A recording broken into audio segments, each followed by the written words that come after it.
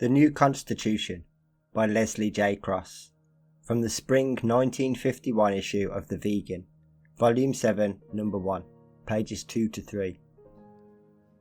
Enclosed with each copy of this issue of The Vegan sent to members is a copy of the new rules, with a form to be filled in and posted to the new secretary, Mr. Hilda Honeysett, 38 Steinway Lane, Eway, Surrey. The article is intended to explain the more important points about the new rules which the Vegan Society adopted at the special general meeting in London on November 11th, 1950. We have to remember that when the Society was founded in 1944, there were no rules, and that this position remained until March 1947, when rules were adopted which have served us until now.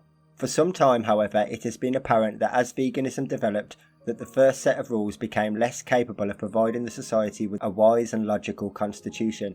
The great difference between the old and the new rules is that this inability has been made good. Our rules are not mere regulations, nor are they simply an outline of our working arrangements. Of course, they are regulations, and they do describe the kind of machinery we agreed upon, but they do much more. They enshrine and safeguard our ideals. They state precisely, and with the corporate authority of the society behind them, the ultimate goal to which we aspire. Lack of such a statement was the most serious deficiency of the earlier rules, though it has to be remembered that when they were adopted, the society had not evolved to the point at which we could agree upon our ultimate aim. By stating our agreed goal, and by defining the word veganism officially, we have found a permanent common, and brought to an end the dangerous and ever-present possibility of disintegration.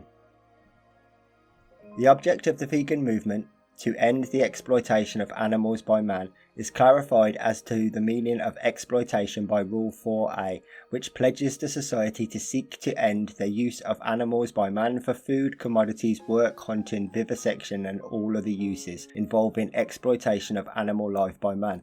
By the adoption of this rule, the society has clearly come out on the side of the liberators.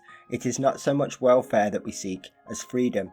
Our aim is not to make the present relationship between man and animal, which if honestly viewed is mostly one of master and slave, more tolerable, but to abolish it and replace it by something more worthy of man's high estate. In short, our aim is to set the creatures free, to return them to the balance and sanity of nature, which is their rightful place, and so to end the historic wrong perpetuated when man first decided he had the right to exploit and enslave them. The second broad aspect of the vegan aim is its effect upon human evolution. Apart from the abolition of an enormous burden of cruelty which is bound constantly to return like a boomerang upon humanity's own head, it has to be remembered that in any relationship of master and slave, the greatest and deepest harm is suffered not by the slave, but by the master, until the present relationship between man and his fellow creatures is replaced by one of companionship on a relatively equal footing. The pursuit of happiness by man is foredoomed to a painful and tragic frustration. These are the broadest effects of the new constitution, but there are other aspects which should perhaps be touched upon.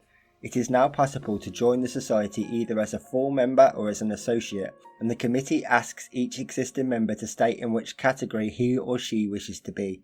It may therefore be helpful to point out that the new rules define a member as one who undertakes to live out vegan principles as far as he or she is able according to circumstances. In other words, what is required is one's honest best, and honest in this context means reasonable also. No one should deny themselves the benefits of full membership simply because circumstances preclude as a great degree of consistency as might otherwise be desired. The great thing is to be vegan in spirit, and then to do one's best. An associate is one who is with us in principle, but who wishes to give no kind of undertaking as to practice. The line of demarcation is, therefore, not rigid consistency, but endeavour. The annual subscription has been raised to 7 and 6, and life membership to 7 guineas. The committee has decided that the annual subscription shall in future cover the period January 1st to December 31st, and shall become payable on January 1st each year. One other important operation performed by the new rules is an increase into the unity of the movement by making it possible for the London Vegan Group to end its separate existence and become a branch of the society. Constitutionally, the London Vegan Group is older than the Vegan Society and is an organisation in its own right. By allowing for the setting up of branches of the society, the new rules clear the way for the London Vegan Group to integrate itself into a united movement. It is perhaps not too much to claim for the new constitution that it marks the true birth of the vegan society. It should be read and understood by all who contemplate joining us, for there, enshrined and embedded in words which are necessarily formal, lies all that we stand for and hope one glorious day to achieve.